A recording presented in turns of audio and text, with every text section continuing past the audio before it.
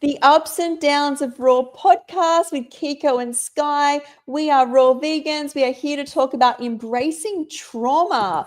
Hey, Kiko, how are you? Hi, Sky. It's great to see you again, and hello, everyone.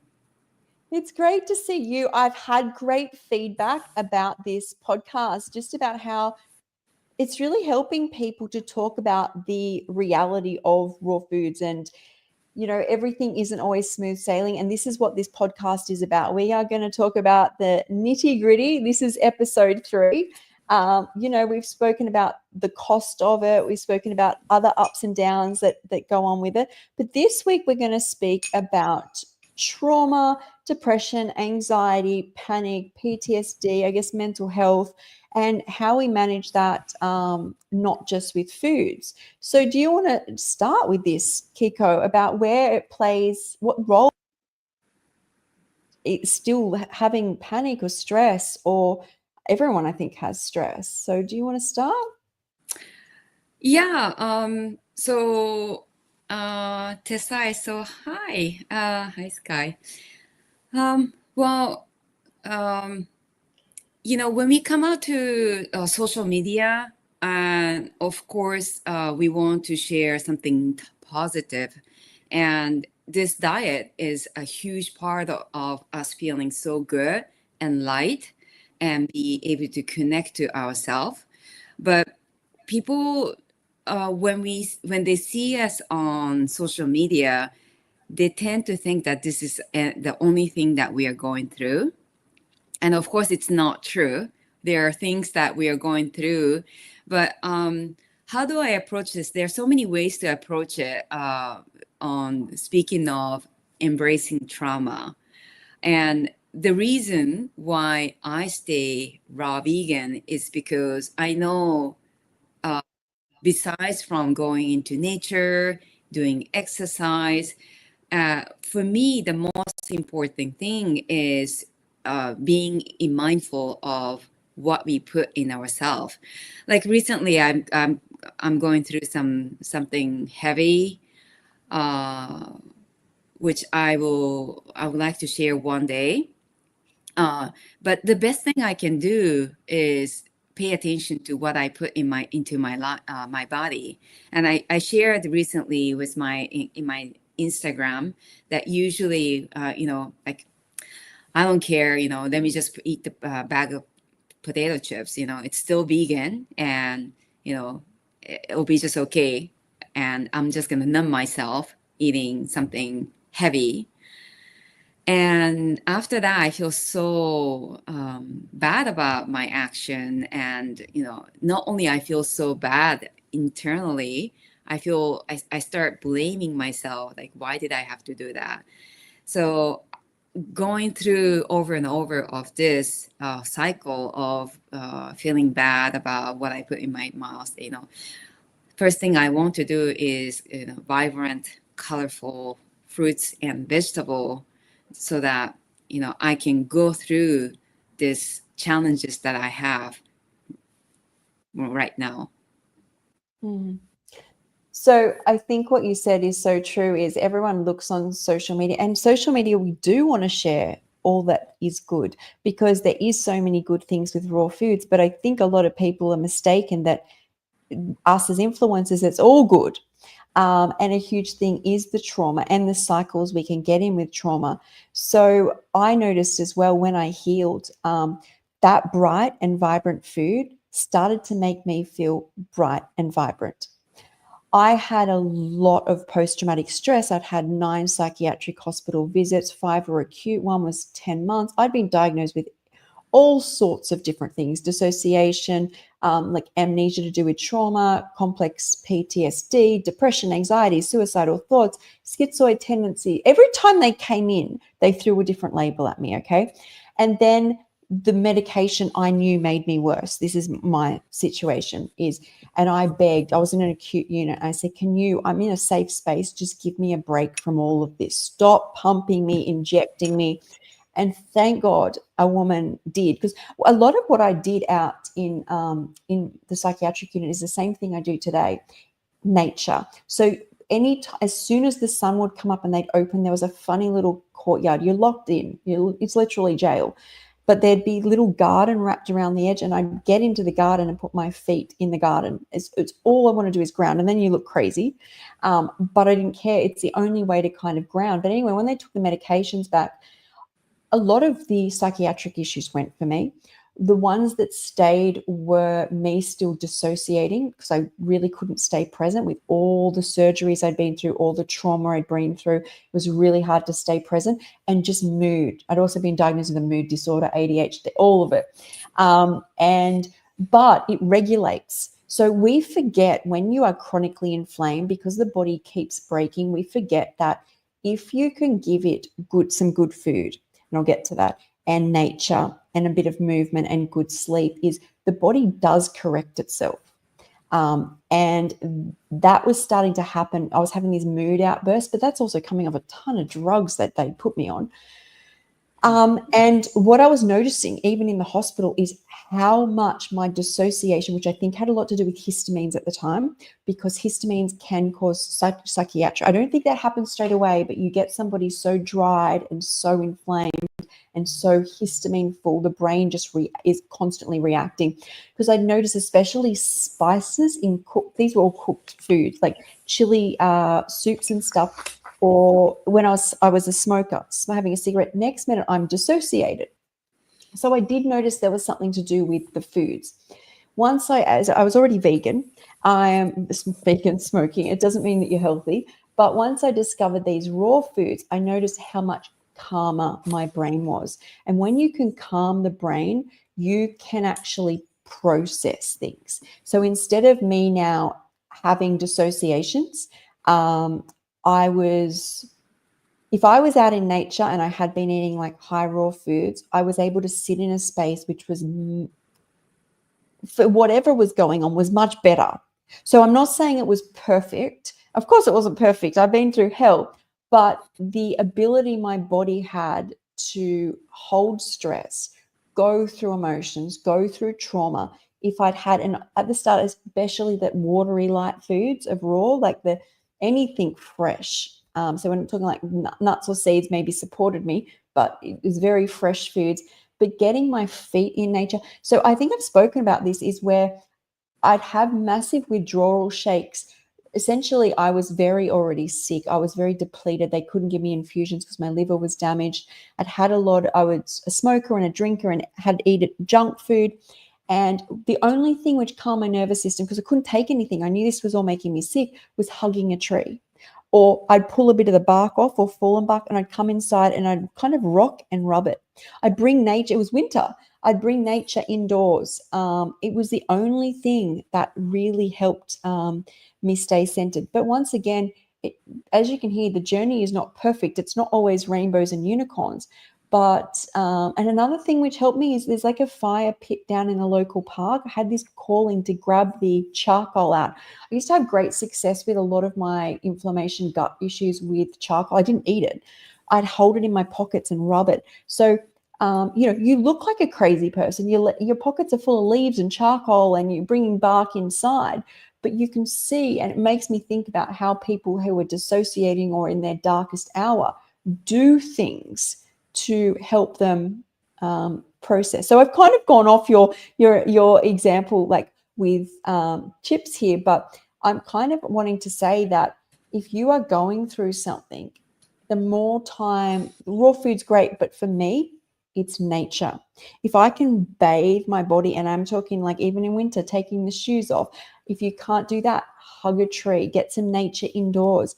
It seems to have, it's almost like the electrical current of the universe we can tap into, which I couldn't feel until I was on raw foods. And that really helps me process. And I think we should acknowledge this as well, is it's okay to feel like crap and to have panic and to have these big emotions come up.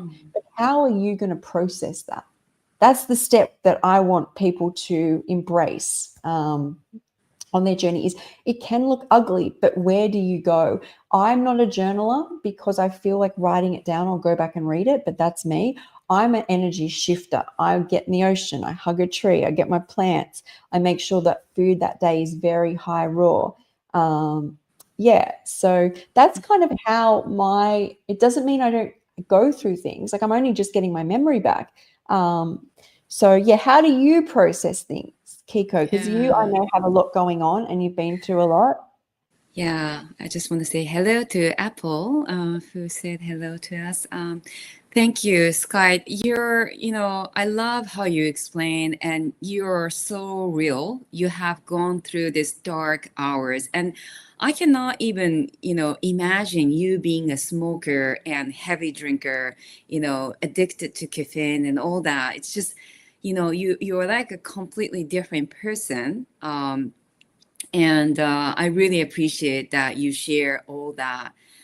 And, sometimes to see the light, we have to see the darkness to truly appreciate the light. And, last night I had a very hard time. It was a family thing. And it was a feeling that I haven't felt in a long time. Like I just couldn't control my feeling, and I was just so frustrated, and I didn't know what to do. I'm dealing with my emotion much better, and everyone has to find what works for them. For me, everything, the exercise, going into nature, being surrounded by people who loves you and who cares about you, and like all of it, it's so important. But when we are feeling or going through this, it's very intense trauma or stress, you tend to forget all these things that you could do. For me, food is the most important thing. And I remember, back like over 20 years ago, you know the impact that food had. Like, I didn't exercise in the beginning, and I felt an amazing benefit right off the raw vegan diet. Just eliminating those toxic food or like highly processed food, and just concentrating on this very juicy fruit and vegetable. And I was just so impressed, like what a difference it makes. And once I feel that energy shift, then I have energy to step outside and be close to nature, or walk. But if I didn't have that little shift, I wouldn't have been able to, the, the tendency is, okay, let me just crawl up and, I don't know, watch this series, like a dark series that Mm. I can resonate, and I just feel, this, I just go into this rabbit holes of dark hours. But so there's no magic pill, I feel. I mean, if there was a magic pill for me, it would be raw vegan, even though this is just a tiny bit of my, whole life. It just helps for me to go to next level, to for me to go maybe out, have energy to go outside and walk. Mm. That's that's so true. Is I feel like that raw food can be that foundation while you go through this. Also, if people have issues with being overwhelmed by their emotions and they are in panic, I have actually, I think because I've been through so much, there's some things that I have done which can help calm the nervous system. And also, when I've been in psych units, nothing is calming these people, including drugs. But I always would do this, even with high blood pressure or when you're having like POT symptoms or heart palpitations, is get a wet cloth. Run it under water. It will be cold enough. You can get ice, but a wet cloth. I do this with my mum. She has Lyme's as well, and that nervous system gets overstimulated. You have a massive amount of blood flow, including the vagus nerve on the back of the neck. And blood is going to the head, and it's also going to the parasympathetic nervous system. It's just like on alert. You want to calm that. And by cooling the system, I mean, you could jump in an ice bath, but the best thing to do is grab a cloth and put it on the back of your neck and just breathe and watch the nervous system calm down. If it's really too much for you, or you want to up this even more, is put the cold towels on your wrists as well and on the back of your neck. Now, this isn't it's all, so because this will calm the nervous system, it can help a lot of people not feel so panicked, because we can go into panic just by thinking of panic, and then a panic attack occurs. And if you can break that cycle without drugs, or believe in something, or know you have something, it can help a lot. It can lower that panic response. So that's a good thing to do.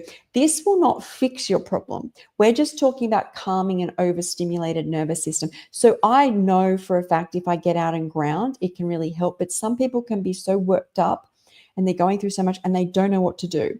And even when you sometimes get someone to go in a cold shower, they can feel even more shocked. So this is a good way to just hit all that blood that's flooding your body, flooding all these organs, everything's vasodilating, and you're in this stress response. To be honest, that level of panic has not ever affected me since going raw. Different waves of emotions have definitely come. And my best response when these come up, because I can't drink, I can't have coffee. I mean, I tried it and it didn't work for me.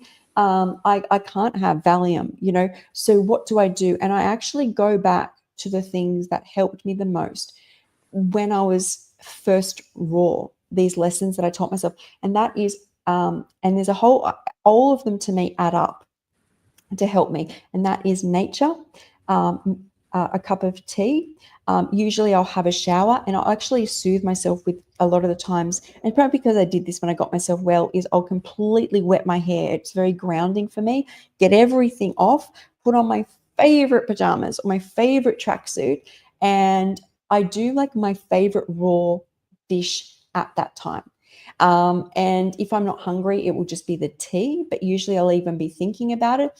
And I created this like self-soothing mechanism when I healed myself. Like I knew what I was doing was remarkable, as in like the difference in me mentally, socially, physically, emotionally, spiritually, when I went raw was so off the charts that I was aware that it was so special and it had to be shared, but also I had to hold on to it.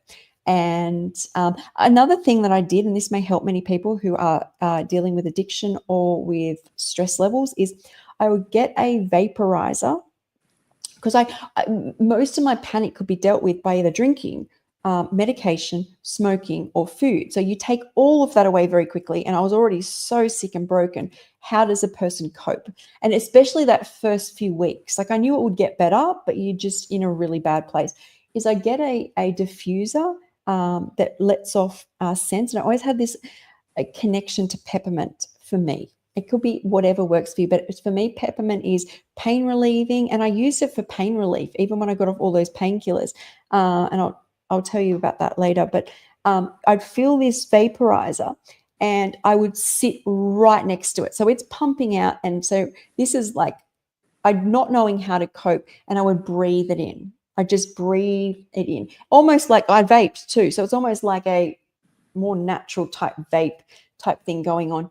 And that really helped me. I didn't do it for much longer. I also felt salt. I held on to salt crystals a lot and had a salt lamp. And I would actually, I've spoken about this before, is when I first would get myself in the ocean again, I would keep the salt on me until right before I went to bed, because I found that helped me as well. But anyone who's going through that addiction and needs something, they find they need something especially physical to do, is, I would say get the wet cloth, put it on either the back of the neck or the wrist, and get a vaporizer or something physical and that you have control over, because you feel like you've lost control, right? When you're going through trauma, it's not like you've got a sore leg and as it like calms down, or that your body floods you with noradrenaline, and you start to like eventually come down right off that. And it's not the same. You're trying to grasp control when you're either panicked or you just can't process the emotion. So I would say get a vaporizer, something like you can breathe in and get that. Yeah. I love it. I love, there's little things that we, those are so important, because that smallest, the tiniest thing could just shift to something else, and change a little bit the perspective of what we are going through. And Jennifer said, "Yeah, hi Jennifer. I love the topic. Trauma isn't normally looked at something one would embrace. Trauma makes me want to rebel." And it's true. Just as Sky said, it's okay. This is part of our life. We need to embrace. It's not like um, we all want to be control of our life and have a happy time all the time, but actually we don't learn. And I almost want to say that it's kind of boring if we don't have ups and downs. And ups and downs is what makes our life more interesting, what makes this person more interesting. I'm not welcoming the challenges or obstacle in my life, but it's part of our life. And it's when it happens, how do we embrace it? It's okay. We feel upset, we cry, and we adjust our life with those obstacles that we have in our life. And going back to the essential oils that you talked about, it's a huge part of my life as well. And I've once I saw this research on people who has dementia and Alzheimer, and they did this extensive research for I don't know if I think it was like 6 7 years. So they use the essential oil. They have a blend for morning at night. Morning blend is lemon and rosemary. So 2 drops of rosemary to 1 drop of lemon. So you make a mix of 2 to 1 rosemary and lemon, and it goes very deep to your deep deep inside of your brain, and somehow it helps to really wake us up in the morning. Rosemary, I think, Sky, I think you talk about rosemary. You love picking up the rosemary in the morning, and it just kind of wakes you up in the morning, right? It has I a do. I do. I think it's the hippocampus. It Mhm. actually activates like that memory storage, your ability to store new memories. Yeah, And plus you breathe it in, right? So it's going yeah, straight into your head. yeah. So I think that's incredible. And I think what I can recommend to help people through these times is don't just pick one of these. Find a ritual of many of them. And even in the time, if you think none of this will help, you'd be surprised how much resetting yourself when you go through something can help. As in, you have the shower, you wet your hair, you put the towel in the back of your neck, you have the tea, you're thinking of that yummy raw meal, you've got the oils. It's maybe not one of them, but and if you do it enough, you can create a safe space so that you're just not so over panicked as you go through it. But you're right, is who we are and what we learn is totally dependent on stress. So we don't learn unless we're stressed. If we're not stressed, we die. We need stress and stimulation to even breathe and function. So it's just acknowledging when it gets too much and finding a way to calm it so you can go through it, but also acknowledging the power in it. Like people can get university degrees and still not get up and publicly speak. They don't want to do that. Nothing has pushed them. Get someone who's gone through trauma, and next minute they're doing podcasts and wanting to share and creating things. And that came from stress. And Mm, when you acknowledge that, and it's really hard to acknowledge when you're going through it, it's more like that negative talk. It's like, I hate this. I hate going down the path of those words. In fact, I am so well trained at positive thinking. I will have my head in the toilet being sick. This is a bit graphic. And I will go, thank God haven't eaten anything but raw because this isn't acidic. I'm so positive minded. Even like there's times where I'm like I've been near death, and I remember being on the floor and thanking God for the floor being cold and straight so I could stay conscious. Like I am just someone who, no matter what I'm going through, I'm like, lucky I've got this, but I've got this. Like, and I think that can really help as well. But I do know, especially when I was in chronic pain, what the level I would go to get out of feeling that physical pain back then. But also now I understand that it's not just one thing. Back then it's like there is always something that you can give someone enough painkillers and they don't feel anything, right?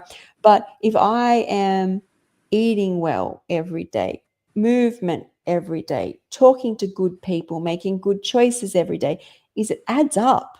Like mm, life is like a culmination of not just one thing. It doesn't define you. It's all the things you chip away at. And it's really interesting because I think when people see my Instagram or they see me like together, everyone's looking for how did she get to do that? And yes, you could say it's the raw food, but it's a combination of my traumas, of raw food, of that I get up and exercise, and I don't have that on camera. You don't see me like breathing it out. That's just me. And that's another thing is when you become your greatest hero, and I talk about this a lot, is you'll realize you've got your back. Like, you're the legend. Only you know what you've gone through. And if you're past the age of 20, 25, or even past the age of 10 these days, is you've been through it. So, you are your own hero. I'm inspired by all of you because if I listen, this is why I do this podcast, because if I listen to anyone's journey, it's like I'm like, oh my God, how did you get through that? And then I'm like, how did I get through it? And we get through it, right? Mm-hmm. Yeah, I do want to mention back to the essential oil thing that because sleep is so important, and this helped me a lot when I was living in France. I had a hard time having a good sleep, and I never really had. I'm the kind of person who can sleep anywhere, and when I moved to France, it was a challenge. And when I saw this research of helping people with dementia and Alzheimer. They were very successful with this blend. So, you can make a note. It's very simple. It's very cheap. Again, the morning blend, apparently for first 2 to 3 hours when you wake up, 2 parts of rosemary and 1 part of lemon essential oil, and then you blend it. And before going to sleep, 2 3 hours before going to sleep, lavender and sweet orange. So 2 parts of lavender and 1 part of sweet orange. So I used to do this like a ritual especially when I was living in France. I had a diffuser, and I make a mix, and I will just do this before going to sleep, and that helped tremendously my sleep quality, as well as my husband. My husband slept really well, but he noticed that it was much better with it. And I've gifted this blend of essential oil to so many people in France. I mean, because I had many, like 8 people who were over 70, 75 years old, and they had some issues sleeping, like a deep sleep. And everyone thanked me so much. And they were like, Kiko, how do you do this? This is just so simple. It smells so good. And I remember I sent a few bottles to this lady I was close to in Japan. And she said her husband, who had to have a medicine to go to sleep, after she introduced my mix, he didn't have to have that sleep pill. Oh. Yeah. So, anyone who's having had some issues having a very, quality of sleep, I think anyone can benefit from it. And it smells really good, and it's cheap. So. Yeah. You're just reminding me a little off topic here, but I would sleep with my diffuser on as well with the peppermint oil when I was healing. And until one night it set the fire alarm off. And this is my first time living alone, right? And I was freaking out. I didn't know what to do. The whole place, it wasn't smoke, but I don't know what had happened. Maybe it had burnt in and a bit of smoke had come out. Anyway, I rung the firehouse, and I'm like, don't send a fire brigade. And they're like, oh no, we won't, we don't even know that's for you know. And I'm like, I don't know how to turn it off. Next minute, my neighbor, remember, this is my first time living alone by myself, bursts in his underwear. He obviously sleeps in his underwear, climbs up a chair and pulls it off. It was just like, I was like, is this life? Is this what happens in life? You got your neighbors coming in their underwear, pulling down. So here's your lesson. Be careful. You could get some giggles from it. But yeah, Oh my God, that's so funny. funny. And it was really funny because he was obviously like half asleep, and it wasn't like he just came in, did it, and just left. Like, it wasn't like even like we reminisced over it. He just came in, took it. I'm like, is this what neighbors do? So your door was open. No, oh, maybe he knocked, or maybe I had it open to look outside if the fire brigade was and the fire brigade would just come, and I'm like, don't come. And the next minute he's come in, got some ladder. He bought it, came over with a ladder. He must have known. He's like, he must have seen my blonde hair and thought, she needs some help. If it's her fire alarm, someone needs some help. That's Anyway, funny. yeah. There's another way to inhale this essential oil. In this, the research that I saw on YouTube is that they work with people who have dementia, and it's amazing. It was within 2-3 years of this research, all of them improved, if not completely removed the dementia. That was just really amazing. Yeah, and what they did was actually a diffuser. They had a pendant, and they put the mix, and maybe they can smell. It doesn't diffuse to the whole house, but they would just wear it in the morning and before going to sleep. That's a good idea. That's a really good idea. So with the peppermint oil, literally I got rid of everything when I healed. It was coconut oil and like a rosemary apple cider vinegar shampoo, bicarb to wash the clothes in. And if I got myself into pain, which I was in pain at the start, what I do is I notice the peppermint oil has a stimulating effect on the skin. So if you put it on, there's like a distraction and a stimulation. So I got a lot of trigeminal nerve pain, and I got some stomach pains, and I would just have this calling to put the peppermint oil on points on my body where there's pulse, where you've got like blood pumping, and it's going to kind of warm up. And then like where you put perfume, I guess, but also points on my face as well. But then where the pain was, I would put a little bit. And I believe it because of the mentholy effect of it, that stimulating effect on the surface of the skin. When you're eating raw foods, all these things are so strong. Like, it's not the same as when you're very clogged up and you're having a lot of like heavy industrial type medications. This is when you're eating raw and doing nature. This was really strong. And I'd put the peppermint oil, or if it was my knee, and it really helped me. It also does help with, if you are in that panic mode. It was another thing I did is I would just smell the peppermint. I'd smell the peppermint, put the cloth on. Then I'd make sure I have a shower, have a good meal, get out in nature or pull some nature in. And all these things would, for me, add up. Now, they're not the same as when you like drug yourself to take the like process away or the trauma away. It just helps you calm to process. It's okay to cry, right? It's okay to cry. If you need to cry, let it out. Let it go. Yeah, let it out. Yeah. Yeah, definitely. Yeah, you need to find for essential oil, you need to find the type of aroma that works for you. I love peppermint, and before going raw, like I was suffering with IBS, like a very severe one. I used to have like a regurgitating. It was burning quite often, and my stomach, I couldn't digest well. And then peppermint helped so much. Even on some, if I eat lots of nuts, then I would have a hard time. Then I would apply peppermint oil on my stomach, and it's amazing. That works well with cramp during my cycle. Yeah, and also applying in the back of my neck, that also is very soothing, especially during the summertime. I tend to apply it, but my husband doesn't like it, so you have to find the essential oil that works for you.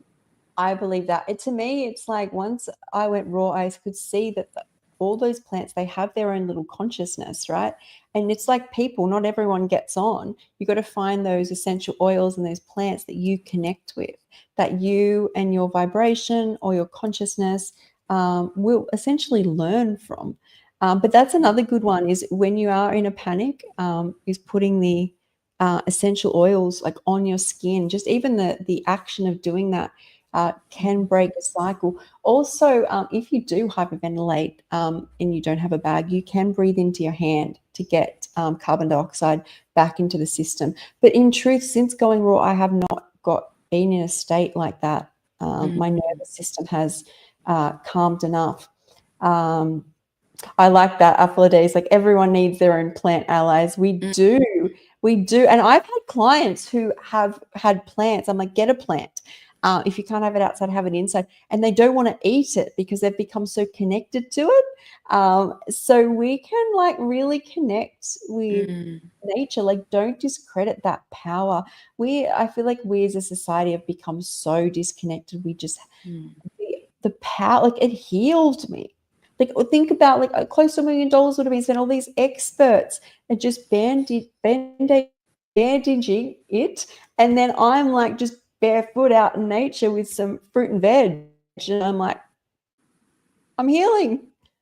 There is like a true power, and like the earth, the power of the earth, and also we can get quite inflamed from all these alternate currents we're around that create a lot of the electrons in the body like static, and create an overflow of protons, which essentially become free radicals in the body. That's not all that creates free radicals, but this can occur.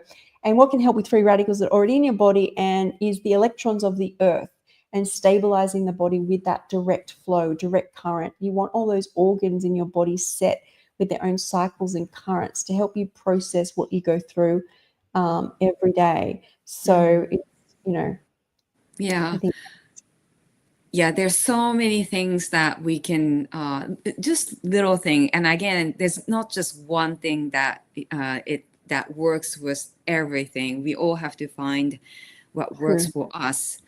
Yeah. I was going to talk about my memory as well, just about how when I dissociated and okay, first off, when I was in chronic pain and had a lot of disease, is the only thoughts I had were waking up, making sure I'd taken my medication. Then usually I was distracted by a computer screen until pain came up. And it was a constant pain regulation. That was my entire life from the age of 16 up until, well, I healed myself, is how do I regulate this pain?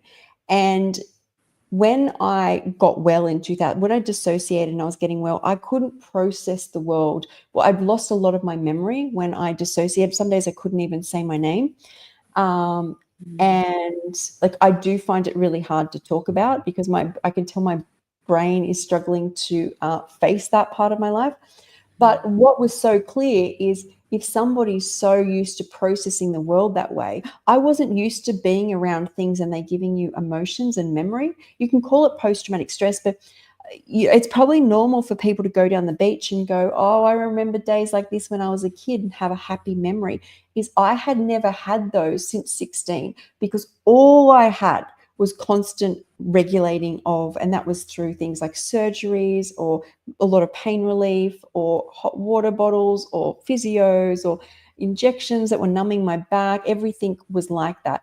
So to face a world where you basically feel, I still couldn't process. The only way that I started to get my memories back was, it wasn't even, I was able to calm and live. And I think not having a lot of my memories as I healed was such a bonus. So never discredit what your body's doing, because it's doing these things to protect you and give you, so you can live. But then after I finished juicing, not while I was juicing, but after I finished juicing, I started to notice that these big chunks of like memories from my past would come back, like with more so not just the memory, but there was a feeling now attached, and they were like, the more they came back, the more I remembered who I was. Like, it's like this identity a lot of our memory has in our life. This is, once again, like, bad things and good things create who we are. Without that, you're kind of like more of a blank slate. But as these came back, I could remember who I was. Now, this is a beautiful thing, but it's also a really hard thing to deal with, because it put me, and I feel like I'm coming out of it, or better at processing it now, but it can put me in a place of lack, because I missed my entire life. I feel like I learned. Okay, I've got to reframe it as I learned my entire life. But essentially, I did not do the normal growth and life stages of most people. I didn't go through that stage where you finish and you pick what you want to do, and then usually you have a lot of time to maybe travel or discover who you are in your 20s, and then you might meet somebody and settle down and make the choice to have kids or not have kids, and then even off the back of that, another life stage is you become a grandparent. And these life stages, it's not that I'm sad that I didn't have them. I didn't have a choice. I wasn't out. And I feel like that can make it, it's probably why I also lost my memory. But I can struggle also with time lapse. So I'll be watching things and then all of a sudden I will realize that I used to watch this as a child and have this realization of all the time that's passed.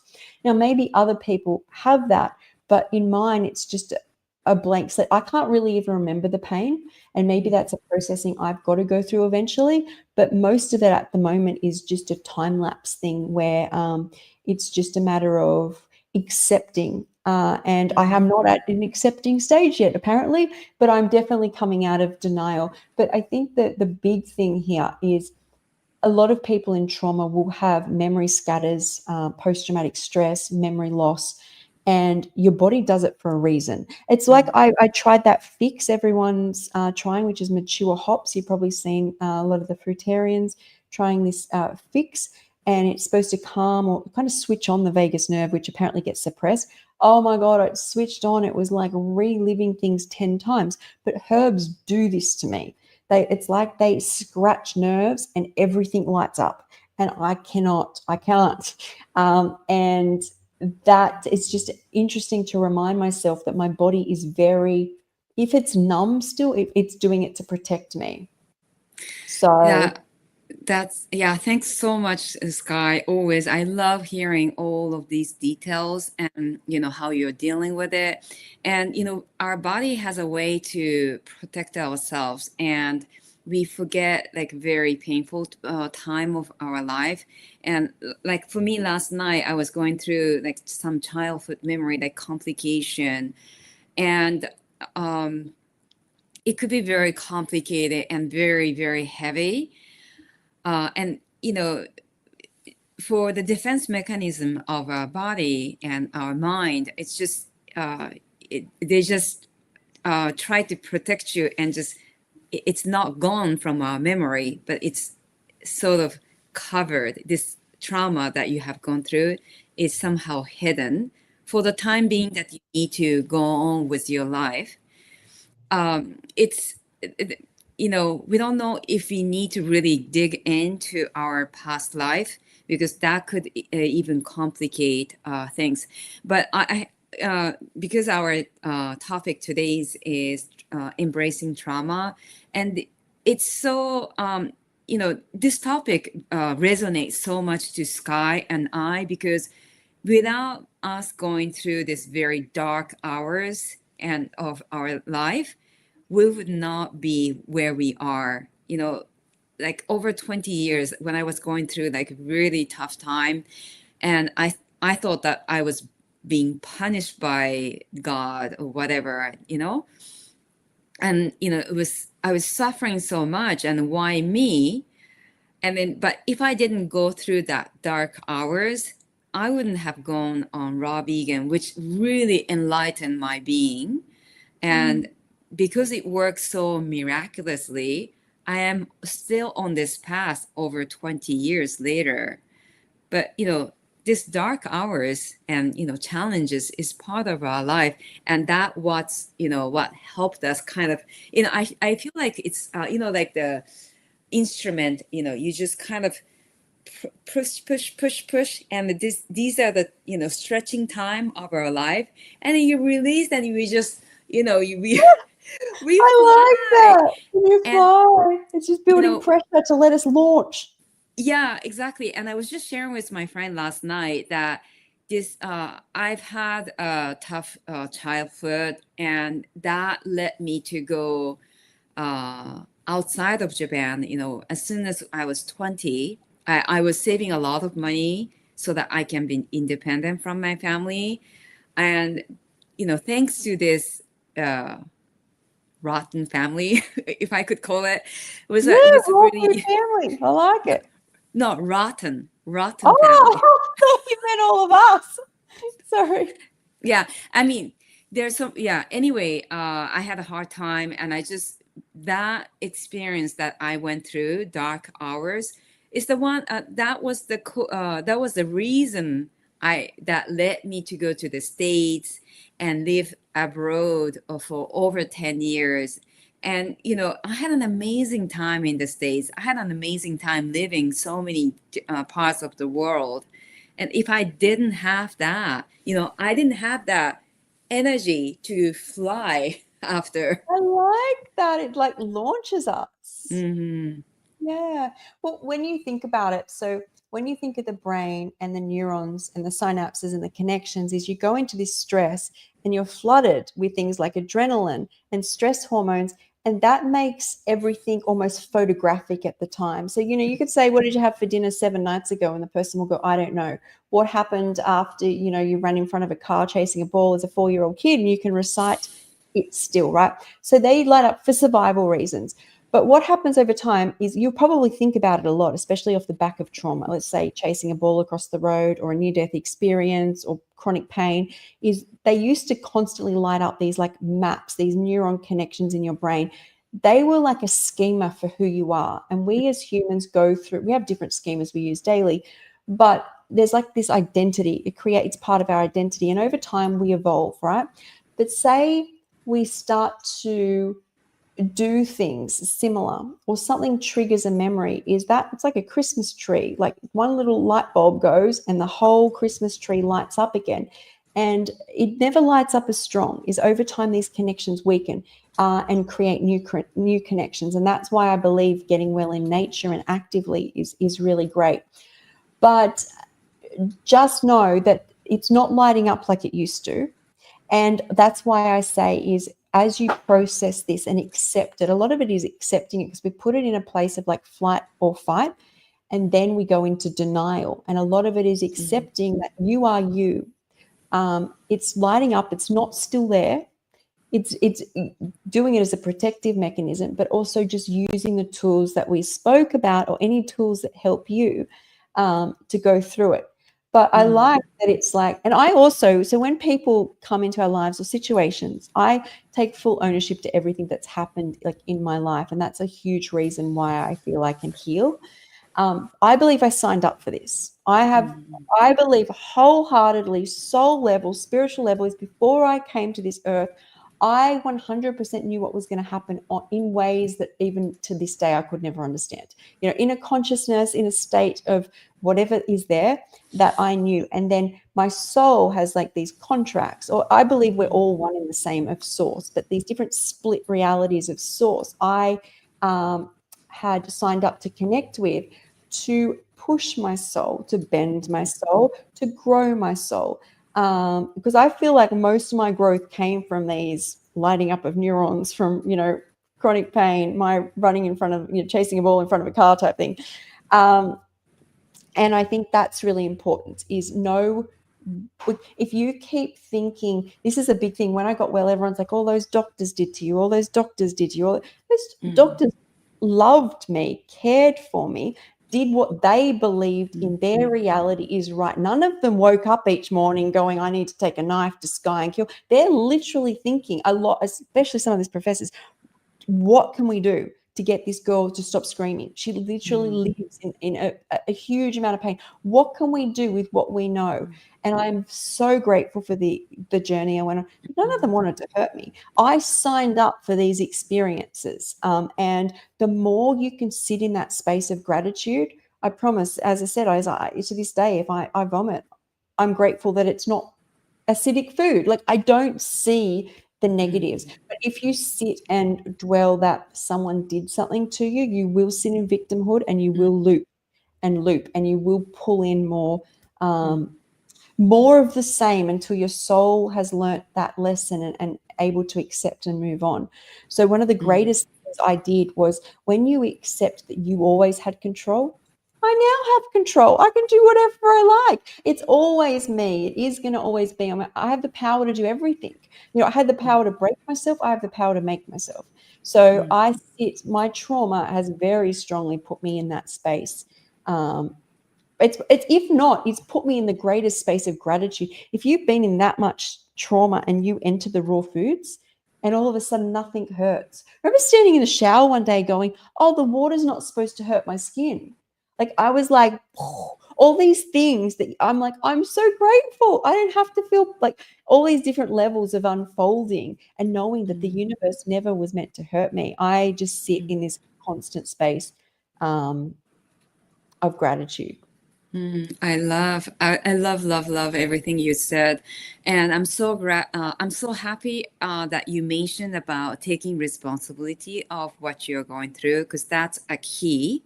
Yeah. And in a short vision, people think that blaming someone else is easier, but it's not.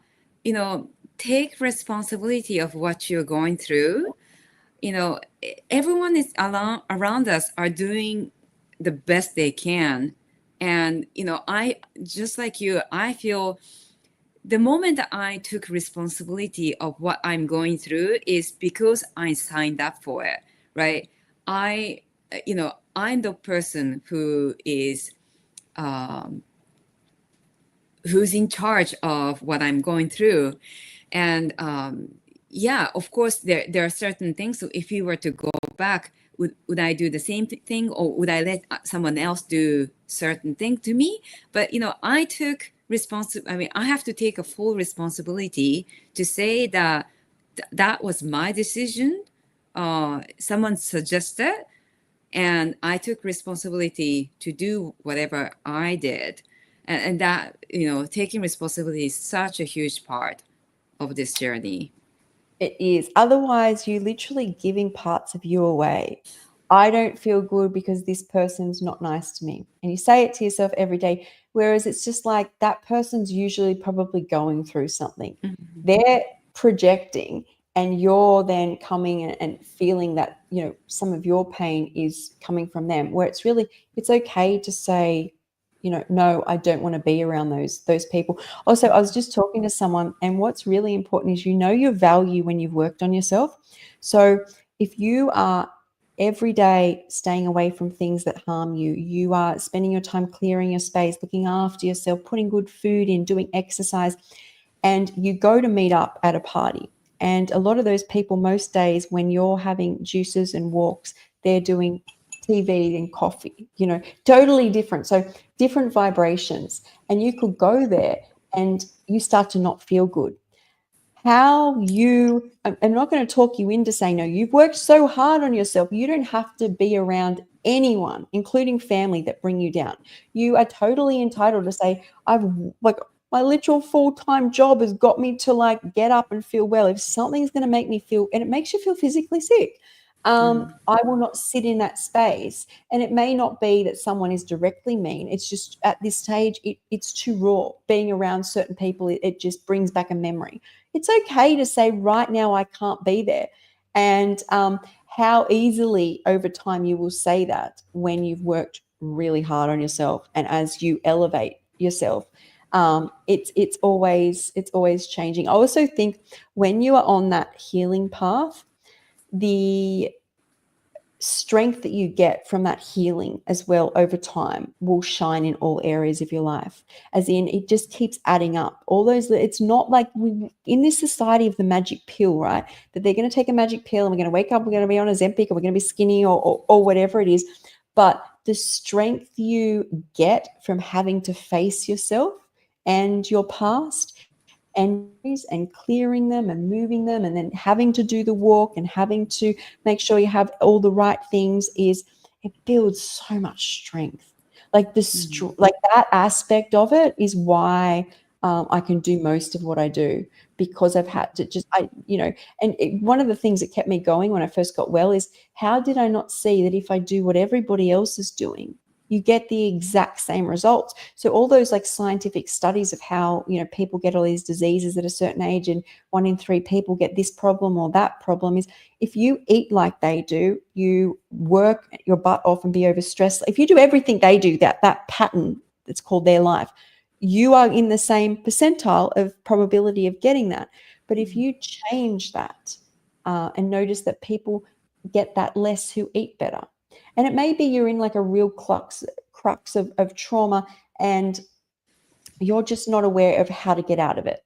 It's start like as in it's I've tried everything, it's not my fault. At that level, do what you can. So wherever Mm, this, own where you're at. Don't think you have to be a perfect raw vegan and be walking and exercising. Own exactly where you're at. So if that means that you're just for now going to have no processed food and you're just going to eat a healthy, still having meat or whatever, that's where you're at. Own each step. mm, You can't go for a walk outside yet, but each day you're going to get up and walk around your house. Like mm, own where you're at because it will move you forward. Everything good you do moves you forward, all of it. mm. Yeah, definitely. I wanted to touch base on like how being mindful of who you are with, and we have to be not we have to be gentle to ourselves and others as well. And you talk about we don't know what other people are doing. If someone is like nasty to us, and I before I used to be so judgmental, and I would say like, how could this person be certain ways? But we have no idea what they are going through, and it's better to just put our focus back to us. And it's okay, like what Sky said, that it's okay to say, okay, you know uh I accept whatever. We cannot know whatever everyone is going through. The only person we know is just ourselves. So, but it's important to have your own place. Be surrounded. If you don't have any friends that you can trust or feel safe, just continue reading a book that inspires you, or Yeah. listen to YouTube. That this kind of information is free. We are living in such a beautiful time of the life, that we have so much. Nature is free. Internet is practically free, and you have so much to be in control, um, and move It's right. yourself. Yeah. It's like it's the way you see it, right? A lot of people can say, "Oh, this technology hurts us, it harms us, it's bad," but you've got to shift that, and you've got to Mm, say, "What is it that's good about it?" There's free knowledge. We get to do podcasts like this, connect. We've created an online family of raw people.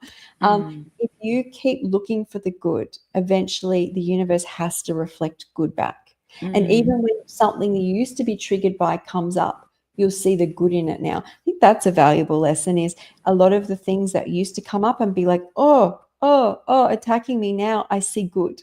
And I think that's what mm, the raw foods does is it helps you see good where before there was dark. It's the light. You're eating packages of light. And yeah, I want you mm. to see good. Yeah. So I wanted to touch, mention again on what you talk about, how you, sort of lost your life because you were bedridden for most of your life, and there are so many ways to look at your life, but the reason Sky is so vibrant and so happy, and for something so simple, right? Being able to go to beach, or being able to go to Pilates, and you broke your toe, and you couldn't be active those 3 weeks. So when you go back to your routine of being able to exercise, that's like another level of appreciation, right? If you haven't gone through that, you couldn't appreciate. 100%, you couldn't have said it better, is if you have lost everything beyond lost, like if you imagine what you think losing everything would feel like, take it a thousandfold back. And then all of a sudden, not only are you living what you thought was a dream life, but you're living this unbelievable life because everything feels so amazing when you eat a raw life. So Mm, it's like going from like beyond minus 1,000% up to like 2,000,000% when you're like, and everything just keeps feeling better. But once again, if we can look at this as the trauma comes up, I like to say, what is this teaching me? Everything that comes up. So a lot of people think that they go back to things and they think it's addiction. I don't call it addiction. I think my brain or different levels of myself are trying to communicate with me. So they keep giving me these, like the coffee thing, how I went back to coffee. A lot of people will beat themselves up. I never did. If I went back to it, I wasn't going to beat myself up over it. But I like to ask why. I always, biggest thing with me, why? And the coffee is stimulating and gives you adrenaline. And I always, when I exercised, would call my run my morning coffee. I loved the heart racing. I loved getting that buzz of oxygen, that like adrenaline feeling you get. I couldn't get that with a broken toe. I couldn't move. I was supposed to be resting. So my body starts sending messages that it remembers. And this is these schemas start lighting up. If you are laying in a bed, and I was at my parents' house and I was on opioids at the time for the pain, that whole scenario set off the old pain schema and wanted a stimulant in, which was coffee. And it did not serve me. It made me very, very sick. I almost called an ambulance because my digestive tract was so bad. But that was after I had it for 5 or 6 days in a row. But I don't punish myself or go, oh, that's an addiction coming up.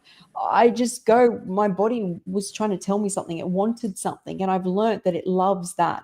Now, will I probably have to face this again? Maybe. Will I have coffee again? Maybe. But I don't sit in this space whereas like I'm good only if I don't have the coffee. I mean, there's worse things I could have done. Like from where I'm sitting, like much, much worse. So that's just something like I don't like to see it like bad me. I've gone back to old addictions. I'm like, what is my body telling me here? And it likes a bit of a burst in the morning. So I don't run as much at the moment. I'm trying to keep my, going through more like my feminine, I feel, energy stage where I'm not running away so much. I think I was running away from a lot of things. I think the coffee taught me that as well, that I need that adrenaline as well to kind of not process as much. Like if you're busy, you don't have to go through as much of your trauma. But I'm much better. That taught me having a broken foot, what I can sit through.